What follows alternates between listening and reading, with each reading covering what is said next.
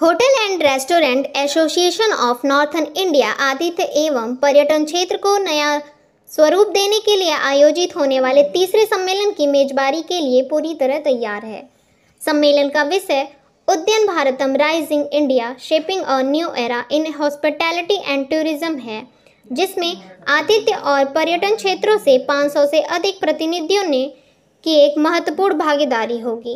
5 और 6 अगस्त 2024 को आयोजित होने वाला यह कार्यक्रम उद्योग के पेशेवरों को सार्थक बातचीत में शामिल होने वाले विचारों का आदान प्रदान करने और उद्योग के भविष्य का पता लगाने के लिए एक सार्थक मंच प्रदान करेगा।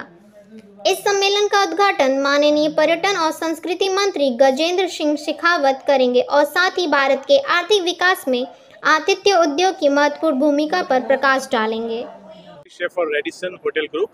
Today we are here at Greater Noida on a very important business sessions organized by Harani, which is Hotel and Restaurant Association of North India, and this is their third convention. Radisson Hotel Group has been attached to Harani and has been supporting these events pan India. One we recently concluded one for the West in Srinagar. Now we are doing it here, and the next one is in Goa, I think. जहाँ tourism industry बढ़ेगी तो हमारे पास foreign currency और revenues foreign currency के जरिए India में आते हैं। हमारे पास इतनी सारी डेस्टिनेशंस हैं जिसमें अभी आपने सुना उत्तर प्रदेश और पंजाब, लेकिन आपको बताना चाहूँगा कि बहुत कम लोगों को मालूम है कि रेडिसन होटल ग्रुप के 130 होटल ऑलरेडी ऑपरेशनल हैं जो पैन इंडिया हैं। यानी आप कहीं से भी 3-4 घंटे के लिए चलेंगे तो आपको एक रेडिसन होटल मिलता है। तो टूरिज्म हमारा है, कुछ लोग मेडिकल रीजंस के लिए भी आते हैं इंडिया में। तो टूरिज्म के बहुत सारे हॉराइजॉन्स और जोन्स खुल गए हैं जहाँ पे हम टूरिज्म को एक्सपेंड कर रहे हैं और बहुत सारी अपॉर्चुनिटीज़ हैं अभी इस इंडस्ट्री के लिए। और इस समय ये बूम पे है। हमारा इंडिया एक शाइनिंग कंट्री है जो कि अब 3rd बिगेस्ट इकॉनमी बन चुकी है वर्ल्ड में।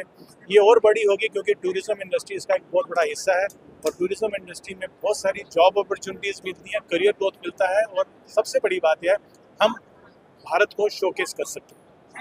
Introduction. I am Vikrant Batra, co-founder of Brand Cafe Daily Heights. We have 44 outlets and in 13 cities. कार्यक्रम बहुत बढ़िया है और सारे हॉस्पिटैलिटी इंडस्ट्री को एक प्लेटफॉर्म पे लेके आना, हमारी आवाज़ को सुनना और एक हमारी कम्पैरिटी जो आपस में है रेस्टोरेंट इंडस्ट्री की, होटल इंडस्ट्री की, और जैसे बोला गया कि यूपी के अंदर कैसे टूरिज्म बढ़ाया जा रहा है, हमारे गवर्नमेंट की सपोर्ट से बहुत बड़ा इनिशिएटिव है। आप बिजनेस इकोनॉमिक्स की बात करें तो अगर आपके एक आउटलेट के अंदर चाहे होटल हो चाहे रेस्टोरेंट हो, अगर उसके अंदर हर तरीके की हर प्रकार की वैरायटी है तो आपका बिजनेस ज़्यादा चलेगा। रहेगा बाहर निकलिए घर से, रेस्टोरेंट्स में खाना खाइए, टूरिज्म बढ़ाइए, इकोनॉमी बढ़ाइए, हमारा धंधा बढ़ाइए। 3rd एडिशन है कन्वेंशन का। आज कन्वेंशन इंटरनेशनल हॉस्पिटैलिटी मार्ट के साथ है। यहाँ पे करीब 50,000 लोग आएंगे 4 दिन में। उसके साथ ही हमने अपनी 2 दिन की कन्वेंशन रखी है। तो यहाँ हमारे ऑनरेबल महेश राम जी आए हुए हैं फ्रॉम यूपी से, secretary tourism culture, even Kumbh Mela ये देख रहे हैं।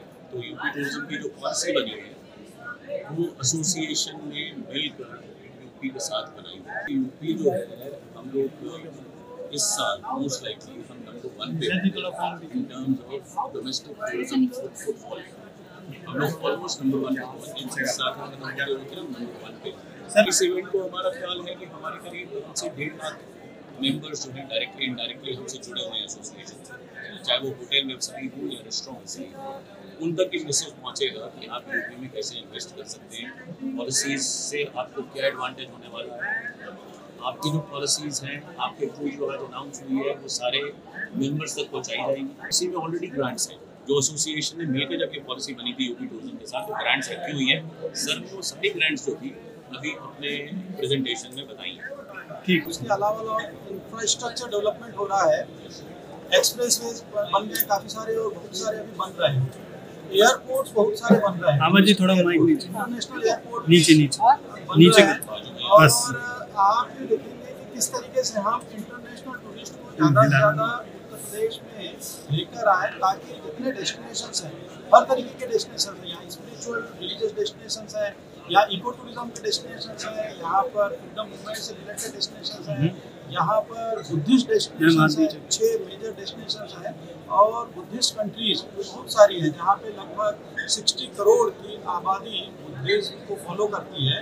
उनमें से हम कैसे उन लोगों को यहाँ अट्रैक्ट कर सकते हैं। इसके अलावा अगर आप देखें मॉन्यूमेंट्स बहुत सारे जो हमारे पुराने थे उसका भी टूरिज्म है, रूरल एग्रो टूरिज्म है, क्राफ्ट कुजीन कल्चर हर तरीके का टूरिज्म जो है उसके लिए ये एक बेहतर स्टेट है।